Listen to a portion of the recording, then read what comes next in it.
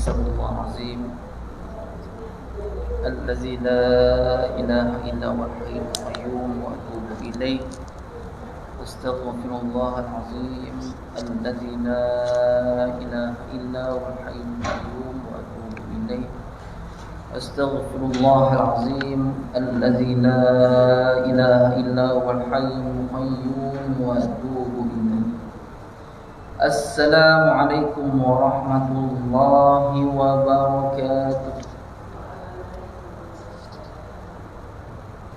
إلى حضرة مصطفى رسول الله صلى الله عليه وسلم وآله وأصحابه والتابعين والتابعين التابعين والجميع المؤمنين والمؤمنات والمسلمين والمسلمات، خصوصا لصاحب هذا الكتاب شيء لله لهم الفاتحة. أعوذ بالله من الشيطان الرجيم. بسم الله الرحمن الرحيم. الحمد لله رب العالمين الرحمن الرحيم مالك يوم الدين إياك نعبد وإياك نستعين اهدنا الصراط المستقيم صراط الذين أنعمت عليهم غير المغضوب عليهم ولا الضالين آمين.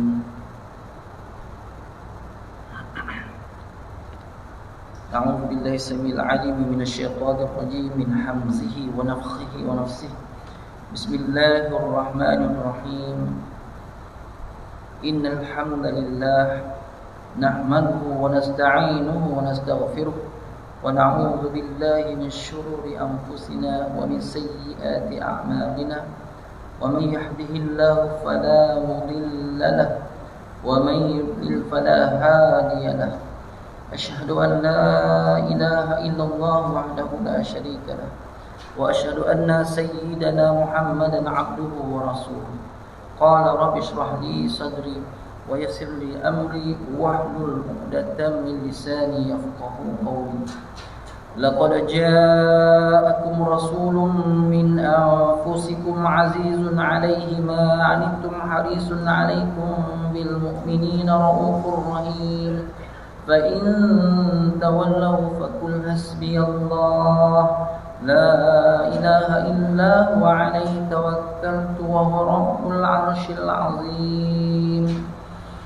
ومن يتق الله يجعل له مخرجا ويرزقه من حيث لا يحتسب ومن يتوكل على الله فهو حسبه إن الله بالغ أمره قد جعل الله لكل شيء قدرا.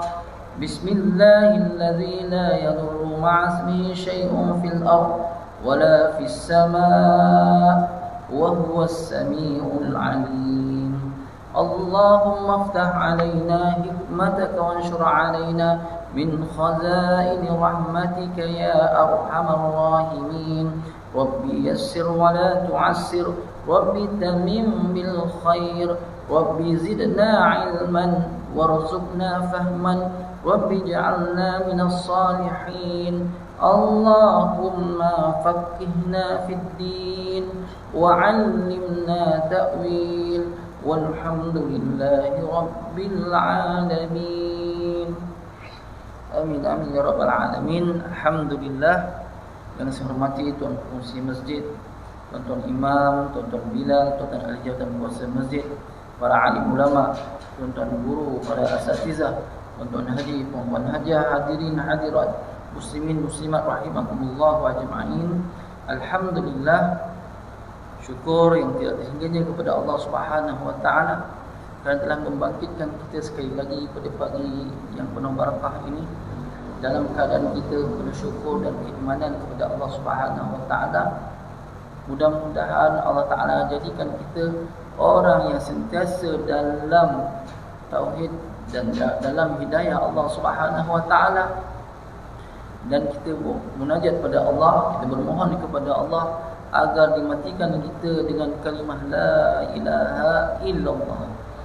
Tuan-tuan bukan Allah Subhanahu wa taala, insya-Allah kali ini kita akan sambung pengajian kita, muzakarah kita, mutalaah kita ini pada kitab Hidayatus Sadiqin fi Suluki Maslakil Muttaqin, petunjuk jalan bagi orang yang takut kepada Allah Taala, susunan Syekh Abdul Samad Al-Falimbani, disunting dan disempurnakan oleh Allahyarham Tuan Guru Haji Ahmad Fahmi bin Zamzam, panggilan beliau Abu Ali Al-Banjari An-Nadwi Al-Maliki.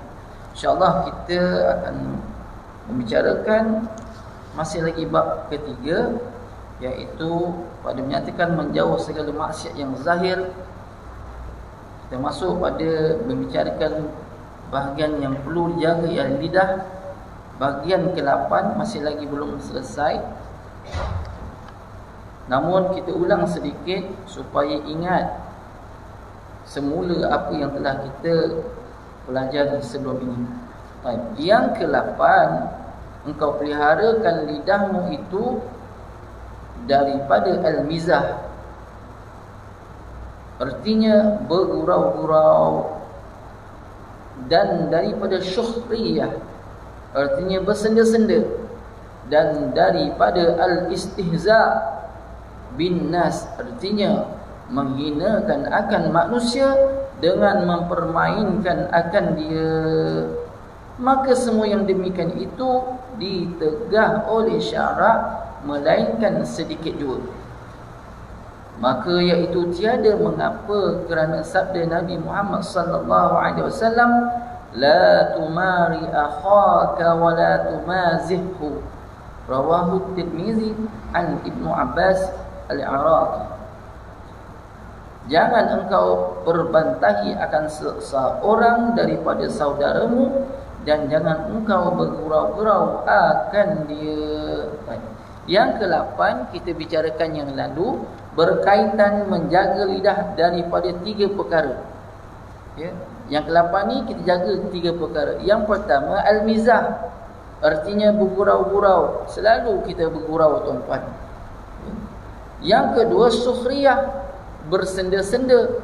Ustaz, beza gurau senda tak sama ke? Gurau senda, ada orang gurau, kemudian dia senda-sendakan gurauan itu sehingga kan kita menjadikan jauh ataupun melampau-lampaui gurauan tersebut. Kemudian kita diminta untuk jaga daripada al-istihza. Al-istihza pun sama juga, iaitu menghinakan akan manusia dengan mempermainkan akan dia. Ini selalu kita buat. Contohnya apa, tuan-tuan? Orang tu botak, kita pun panggil botak. Orang tu buncit, kita pun panggil buncit. Bukan panggil namanya, kita panggil buncit, botak, dan berbagai-bagai lagi panggilan yang sangat menghinakan manusia itu. Kalau dia tempang, kita panggil apa? Si tempang. Kalau bongkok, si bongkok. Ini berlaku. Kat TV-TV pun ceritanya bab itu juga, panggilan-panggilan yang menghinakan. Maka semua yang demikian itu ditegah oleh syarak, melainkan sedikit juga. Ada yang tak ditegah. Maka yang ditegah itu Nabi sebut, jangan engkau perbantahi akan seorang daripada saudaramu, dan jangan engkau bergurau-gurau akan dia. Gurau boleh, tapi tidak melampaui. Dan kata Imam Ghazali rahimahullahu ta'ala, ketahuilah olehmu bahawa yang ditegahkan daripada bergurau-gurau itu, iaitu berlebih-lebihan. Kerana bahawa yang demikian itu membawa kepada membanyakkan akan tertawa. Orang yang banyak bersenda gurau pasti akan menimbulkan suka ketawa, dan memperbanyakkan tertawa itu mematikan hati. Bila mati hati, susah nak zikrullah, nak ingat akan Allah, nak sebut akan nama Allah, Asmaul Husna. Sedangkan kita ada satu amalan pagi-pagi ni, barang siapa baca a'udzubillahi samil alim minasyaitanir rajim, a'udzubillahi samil alim minasyaitanir rajim min hamzihi wa nafthihi wa nafsihi, kemudian dia baca apa? Akhir surah Al-Hasyr, lau anzalna hadzal Quran sampai habis, ya, maka Allah Ta'ala akan pelihara dia daripada segala bencana. Pertama. Yang kedua, Allah bina dia mahligai, ya, dan berbagai-bagai lagi kelebihan yang Allah Ta'ala bagi. Namun kita jarang-jarang mengamalkan ini, ya. Sebab hadis ini daripada Sayyidatina Aisyah yang diajarkan oleh Nabi SAW, yang mana amalan ini tak semuanya yang dapat. Macam amalan Sayyidatina Fatimah ada dipanggil zikrul Fatimah. Zikir dilakopkan, disandarkan, digelarkan sebagai zikrul Fatimah. Zikir Fatimah ni apa, Ustaz? Zikir Fatimah ni Sayyidina Ali tak pernah tinggal bila dia pernah dengar Nabi ajarkan pada Fatimah. Mula-mula kisahnya begini, tuan-tuan, ya. Oleh kerana Sayyidina Ali ni selalu sering keluar daripada rumah, ya, bertugas dan jarang balik-balik. Kalau dia balik pun semua kerja rumahnya orang rumahnya yang buat, ya, angkat baju, basuh kain, ya, masak-masak, giling tepung, begitu. Sampai pecah-pecah tangan Sayyidatina Fatimah, maka disarankan oleh Sayyidina Ali, ya, wahai Fatimah, hari ini Rasulullah ada bawa ramai tawanan, banyak jariah, banyak jariahnya. Kau pergilah jumpa Nabi, minta. Mana tahu dapat, boleh kita kurangkan ataupun ringankan bebananmu dalam menguruskan rumah tangga. Maknanya Fatimah ni bukan sahaja dia seorang isteri, bahkan kerja rumah tu banyak yang dilakukan oleh Sayyidatina Fatimah. Ini maklumlah, ya, Fatimah ni anak kesayangan Nabi SAW. Namun begitu Nabi tak ajarkan senang-senang ada jariah, masakkan untuk anakku, tak ada, jarang begitu. Kita lain, tuan-tuan, yang ada duit sikit je kita panggil amak, ambil mek Kelantan ataupun orang-orang Indonesia ke kerja dengan kita, ya, ni tak. Tapi Sayyidina Ali minta sarankan, cuba kau minta dengan Rasulullah. Maka kali pertama dia pergi tengok Rasulullah, ramai orang berhimpun dengan dia, dia pun patah balik. Sekejap lagi saya tanya, dah cakap belum? Belum. Sebab Rasulullah ramai yang orang datang jumpa dia. Maka pergi lagi, kata Sayyidina Ali. Dia pun pergi lagi, ya. Oleh kerana taat pada suami, dia ikut juga. Padahal Sayyidina Ali boleh saja minta dengan Rasulullah, tapi dengan Fatimah, Rasulullah lebih lagi mudah untuk berikan apa saja, ya. Nampak Fatimah terus kasih, ya. Baik, kali ni kali kedua tak dapat, kali ketiga akhirnya Fatimah kata tak apalah. Maka selesai je majlis Nabi, Nabi pun pergi jumpa Fatimah. Fatimah tadi ada apa? Jumpa nak jumpa ayah ke ibu itu? Jumpa saya. Maka Fatimah terdiam.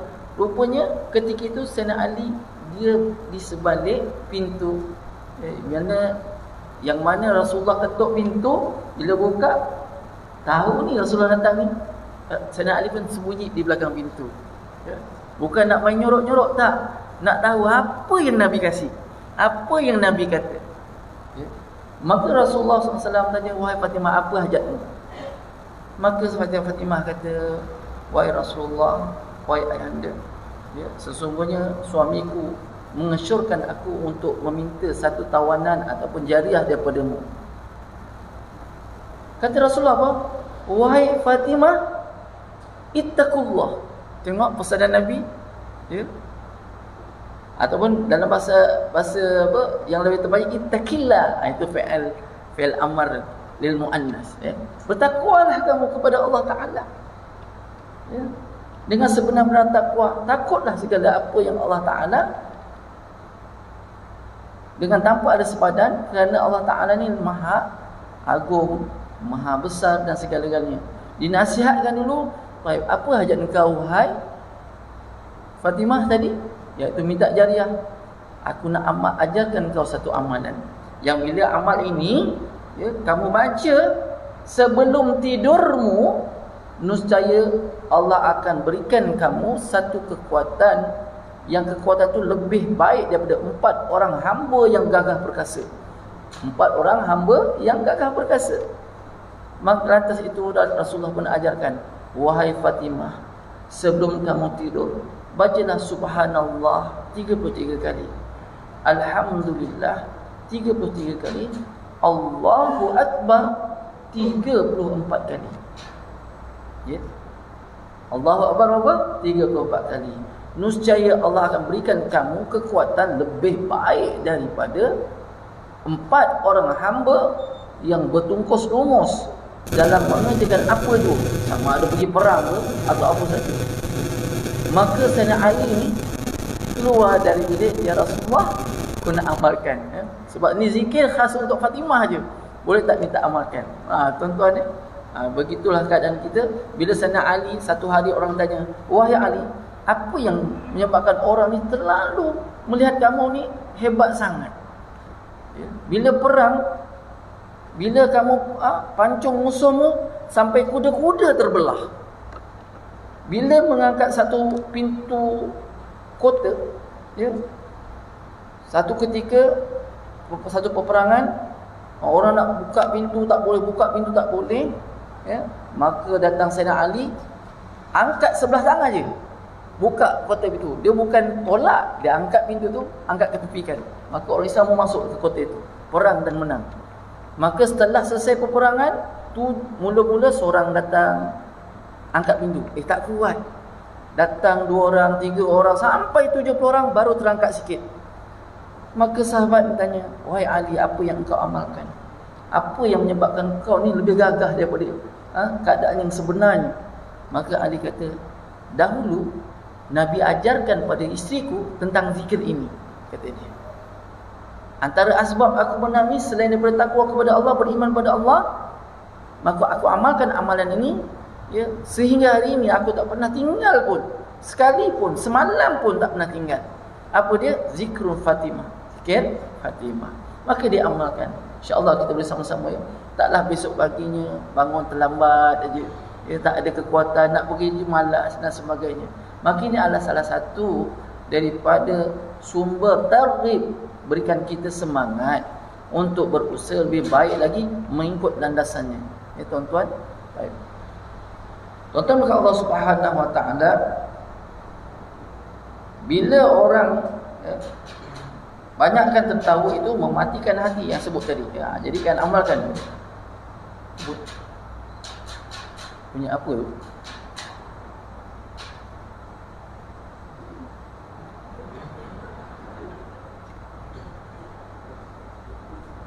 Dan macamnya bunyi je pagi-pagi ni.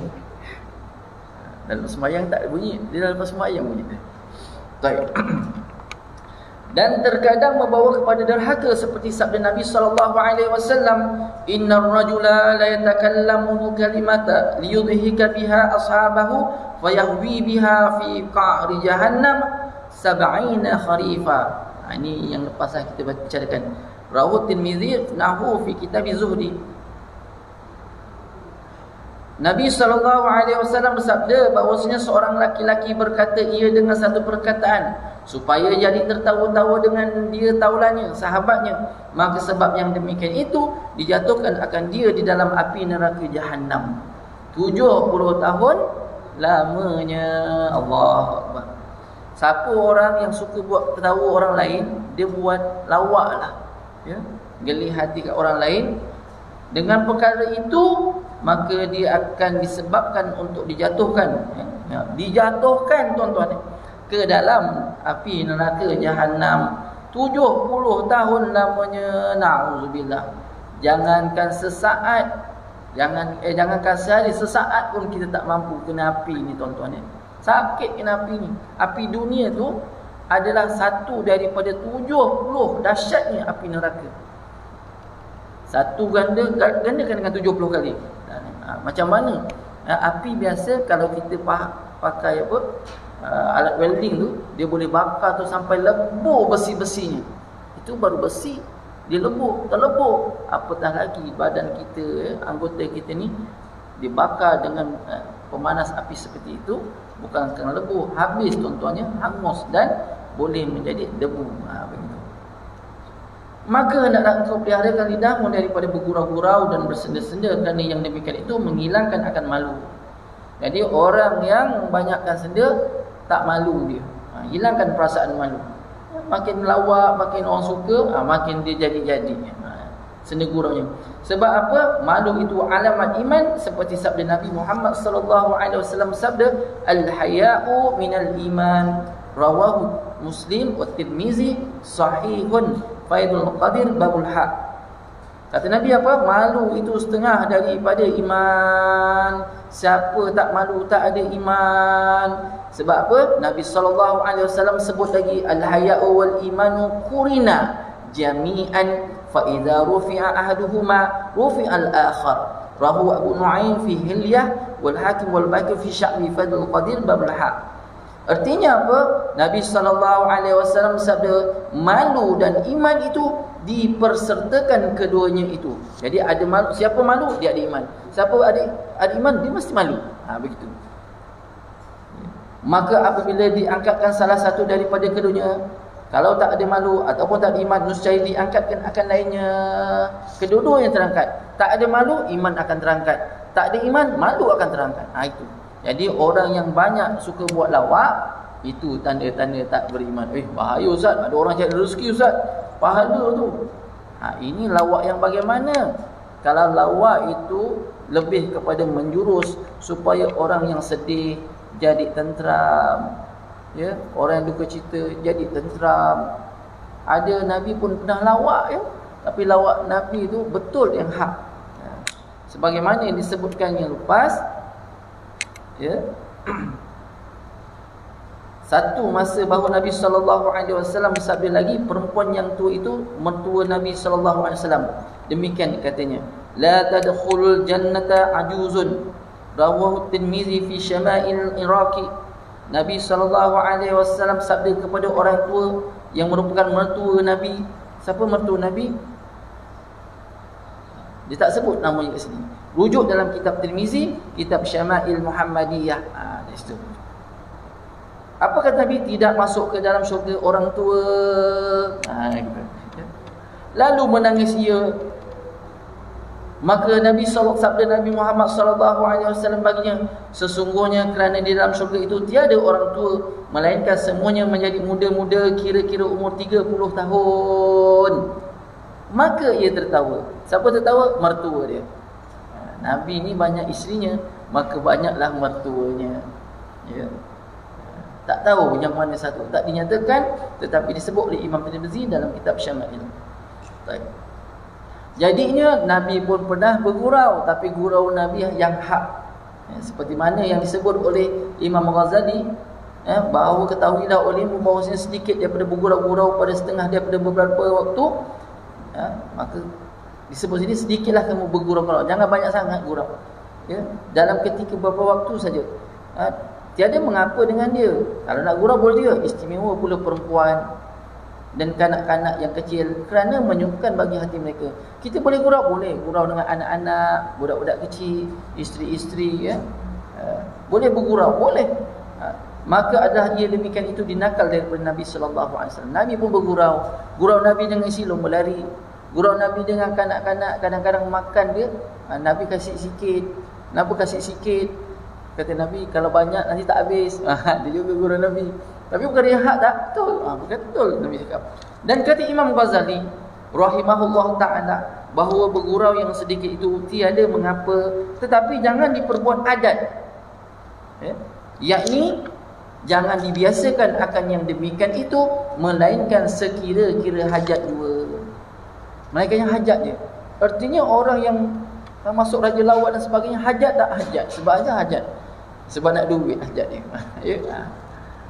Tapi masalahnya dia agak sedikit sampai gurau sendirinya. Perkara-perkara yang tak elok pun diguraukan. Ada juga gurauan dia sehingga menghina agama Islam. Ada, ini bahaya. Ada gurau dia hina Nabi, ada gurau dia hina Allah Ta'ala, Al-Quran dipermain-mainkan. Na'udzubillah min zalim.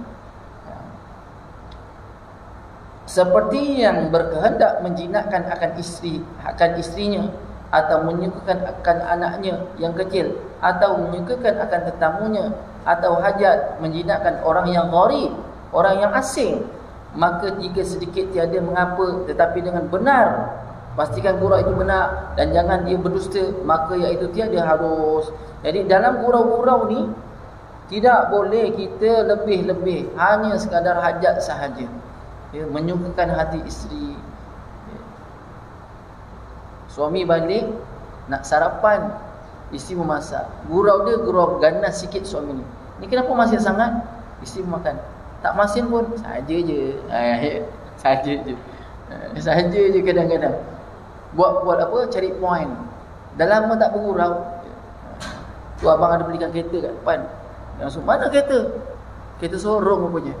Ya, belikan kereta sorong. Kereta juga. Gurau ni gurau ganas sikit. Kenapa belikan kereta sorong? Nanti mudah tanam pokok bunga, nak angkat tanah dan sebagainya. Ini gurau suami kadang-kadang, ya. Allahu Akbar. Selesailah bab membicarakan berkenaan lidah. Jadi ada berapa? Ada 8. Dalam bab lidah tu kena jaga 8 perkara. Dah panjang lebar kita bicarakan, ya. Mudah-mudahan beroleh manfaat. Baik, kita sambung pada berikutnya. Ada pun perut. Ni perkara berikut setelah kita bicara mata, telinga, lidah. Pagi ni kita sambung tajuk yang kena jaga, ya, daripada segala maksiat zahir ni. Yang keempatnya ialah perut. Perut pun kena jaga ke Ustaz? Kalau tak jaga jadi apa? Ya, jadi apa? Adapun perut, maka engkau peliharakan akan dia daripada memakan yang haram dan yang syubhat. Maka hendaklah engkau sungguh-sungguh menuntut yang halal, kerana sabda Nabi Muhammad sallallahu alaihi wasallam, talabul halali wajibun ala kulli muslimin, rawahu Dailami fi musnadil firdaus Faidul Qadir babut ta'. Baik. Apa kata Nabi sallallahu alaihi wasallam? Menuntut yang halal itu fardu atas tiap-tiap orang Islam. Tak ada terlepas tuan-tuan, ya. Maka Ustaz, ni muslimin Ustaz, muslimatin tak sebut. Maknanya orang perempuan bolehlah makan? Tak. Sebut muslimin, dia merangkumi siapa orang Islam. Orang Islam, ya, di kalangan lelaki, perempuan, tua, muda. Ya. Orang-orang yang berpegang menganut agama Islam, itu orang muslim. Jadi wajib kita, fardu kita atas setiap orang Islam itu menuntut yang halal. Cari yang halal. Susah lah Ustaz nak cari yang halal. Ni apa? Tahfiz. Macam halal je. Acak halal tak? Ada halal, alhamdulillah. Tapi hari ini halal dipermain-mainkan, dimudah-mudahkan. Ya, dimudah-mudahkan. Jabatan Agama Islam Negeri Johor pernah cek gula-gula, sampailah makanan-makanan asas kita, termasuklah beras dan sebagainya. Ada ke beras yang tak halal Ustaz? Ada beras tipu daripada plastik. Halal ke kita makan? Tak. Nanti memudaratkan kita. Bila memudaratkan menjadi perkara yang ditegah dari syarak, maka tak boleh makan yang palsu. Telur tipu pun ada dah. Ya. Sayur tipu pun ada. Ni. Nampak lada cantik je, rupanya plastik. Ya. Nampak real, masak boleh masak. Rasa ada rasa, rupanya plastik. Ada. Ya, hari ini macam-macam dan pelbagai makanan. Sebab itu orang Islam wajib wa halalul bayyin wa amr bayyin wa bainahuma mutasyabihat. Dalam hadis 40 Imam Nawawi ada sebut halal, perkara-perkara yang halal dah jelas dah Nabi sebut. Perkara-perkara yang haram dah sebut jelas. Maka antara keduanya kalau ada bercampur halal dan haram, namanya makanan yang mutasyabihat, yang samar. Jadi perkara yang subhat, elakkan makanan yang subhat ni. Ya. Habis Ustaz, kalau nugget tak boleh makan ke? Boleh makan. Pastikan halal. Sekarang JAKIM telah keluarkan satu produk atau satu badan yang menguruskan tentang halal-halal Islam di dalam negeri Malaysia. Sehingga ditiru oleh negara-negara barat sekarang. Hanya orang yang akan makan yang halal. Sebab apa halal? Sebab dia suci lagi bersih. Halal ni dia suci lagi bersih. Dia tak boleh suci je, dia tak boleh bersih saja. Dia mesti macam air mutlak. Gitu. Ustaz, kita biasa minum air mustamal Ustaz. Air mustamal selalu kita minum, memang selalu kita minum. Tak apa, masih lagi suci. Masih lagi bersih. Cuma tak boleh ambil wuduk lah dengan air mustakmal, air kopi. Boleh ambil wuduk pakai air kopi? Tak boleh. Air teh, air buah-buahan boleh. Saya nak ambil wuduk hari ni, belajar teknik ambil wuduk dengan air buah. Tak ada. Tak pernah berlaku di zaman Nabi ambil wuduk. Itu air mustakmal dikira. Air yang telah bercampur dengan lain, ataupun air tu solid, Ustaz, air kelapa, Ustaz, takkanlah. Memang itu khusus untuk ambil untuk minum, bukan untuk ambil wuduk. Kena tahu ambil wuduk ni ada berapa jenis? Ada 7 jenis air saja yang dibenarkan. Yang selebihnya tak boleh. Ya.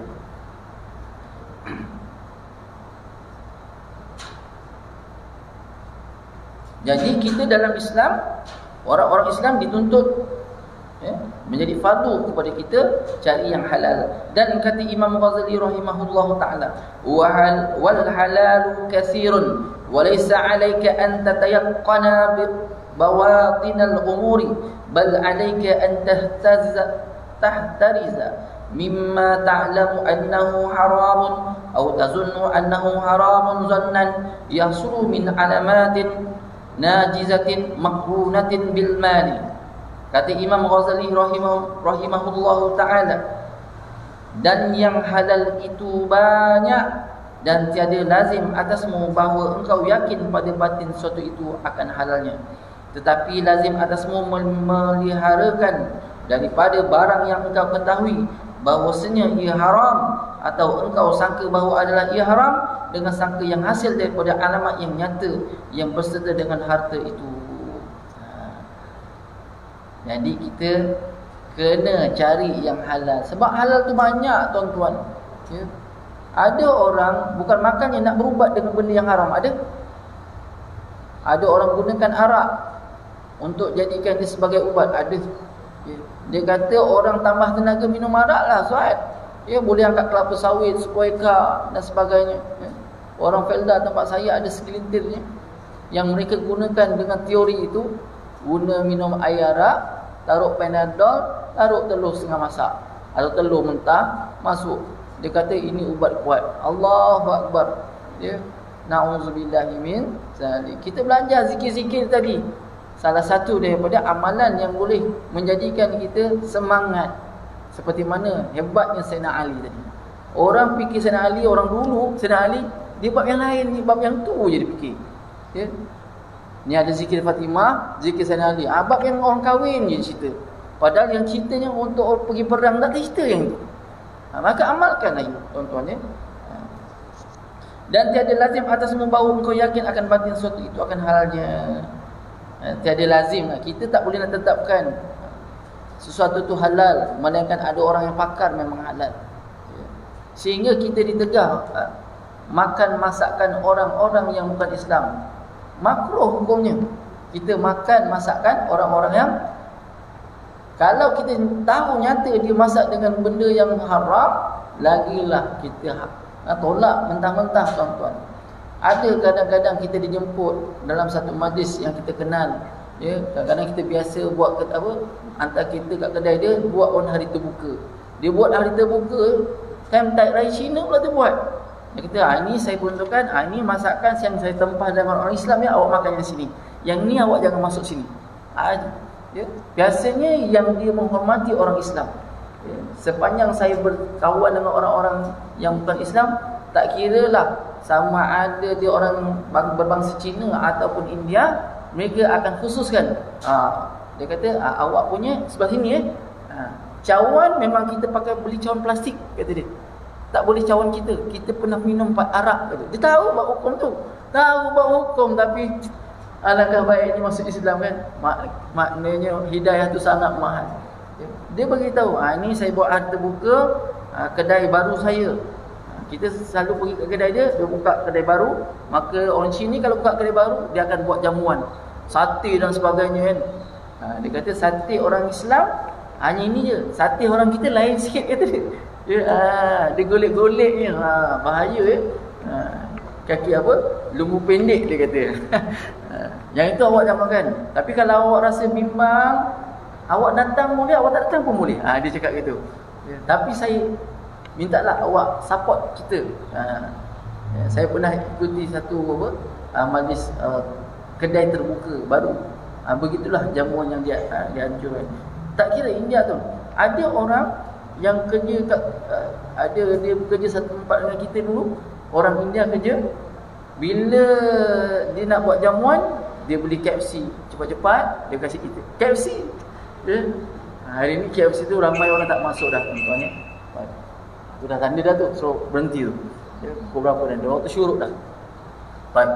Jadi tuan-tuan Allah SWT, satu tuntutan dalam Islam bahawa kita cari yang halal. Sebab apa? Halal tu banyak. Dan tiada lazim atas semua bahawa engkau yakin pada batin itu akan halnya, tapi lazim atas semua melihara.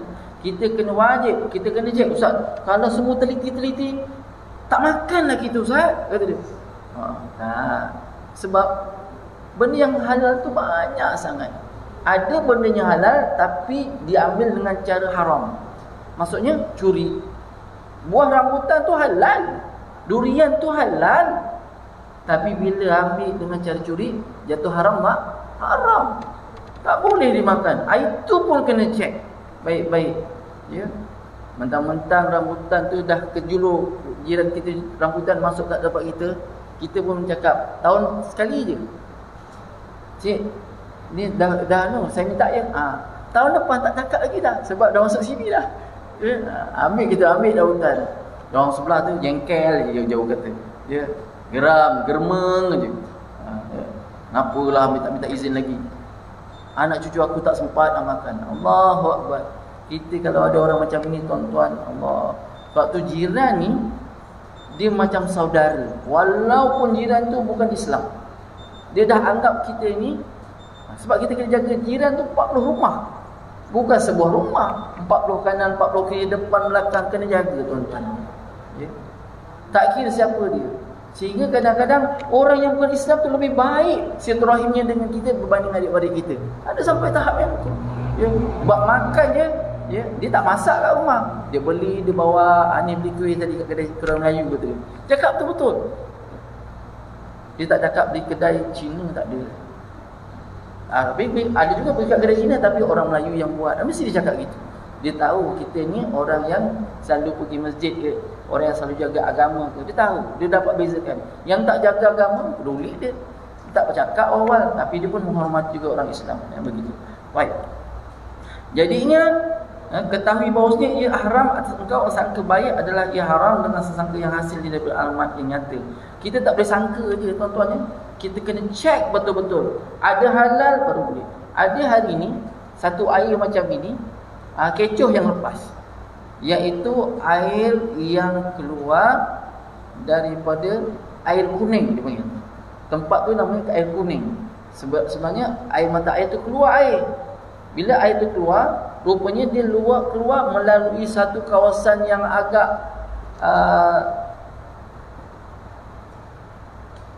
apa ya? Agak yang tak patutlah. Dia lalu kat jirat-jirat Cina. Air tu dia ambil, kemudian diberikan pada kita, dijual dengan kita. Ada setengah orang yang mengamalkan perawatan Islam, bila digunakan air tu, kebanyakannya tak menjadi buat rawatan. Ya? Tak jadi. Padahal dia baca ayat suci Al-Quran. Tuan-tuan, air ni dia seperti memori. Dia boleh merakam apa saja. Kalau cakap baik, cakap yang baik, nanti air itu akan mengalir. Bila kita minum, dia akan jadikan kita sifat-sifat yang baik, membantu kita ke arah yang baik. Tapi kalau kita cakap yang buruk, tu dah bunyi lagi, suruh berhenti. Ya? Kalau cakap yang buruk ni tuan-tuan, maka airnya akan meresap. Sebab ada satu kajian, semasa saya buat ikuti satu kursus bagian HEM, guru-guru kanan hal ehwal murid, dia kata murid ni, kalau kita cakap baik dengan dia dan cakap sesuatu yang baik dia, nanti murid tu akan jadi baik. Bila kita cakap hodoh, cakap tak baik-baik, nanti murid tu akan jadi terkesan yang tak baik. Bukankan murid saja, mak bapak cakap yang tak baik pun anak kan. Sebab itu, anak ni al-mira'atu. Anak ini cerminan kepada orang tuanya. Anak cakap bohong, ni bapak bohong. Anak dia suka curi, ini kata curi mak ayah dia. Begitu, itu cerminan. Nabi sini cakap begitu. Ya, anak adalah cermin. Kalau anak tu baca Quran, tengok bapak pula isap dadah. Ya, apa yang menyebabkan kita? Mungkin ada atuknya, neneknya yang menjadi cerminan bagi anak ini. Begitu. Habis kalau gitu Ustaz, saya tak curi Ustaz. Ini cerminan sama ada mak ayah atau atuk dia, atau adik-beradik dia tu cerminan. Ini jaga-jaga ya. Jadi kita kalau cakap yang baik, maka dia akan jadi baik. Pernah diuji ya, dalam kursus tu diuji. Satu letak basuh beras, satu basuh beras dengan air yang sebut I love you, cakap I love you je. Satu beras cakap benda yang huduh-huduh, tak kira cakap yang Malaysia tak baik-baik. Beras ni dimasak, kedua dalam periuk, kemudian diambil, dibungkus. Dua-duanya dibungkus, kemudian diletak satu tempat yang sama. Kat sini tulis I love you, kat sini cakap, dia tulis dekat plastiknya. Maka bila dia ambil selepas esok harinya, yang tulis I love you tu masih tak basi, elok, putih lagi melepak. Yang cakap hodoh ni dah mula gelap, dah mula ada kulat-kulat dan sebagainya. Ini kesan. Sebab itu benda yang baik dia akan menghasilkan yang baik. Kalau kita makan benda haram, ke akhirat nanti ni habis perut kita. Itulah balasan orang yang menjadikan makanan ini tak dijaga. Sebab itu dituntut oleh dalam agama, kita dituntut untuk menjaga perkara yang halal dari sudut pemakanan, minum pun halal. Jaga baik-baik. Ustaz, habis Ustaz macam mana nak buat? Kalau kita dah cakap buru-buru kat air ni, boleh tak bolehkan? Boleh. Bagaimana? Mudah aja.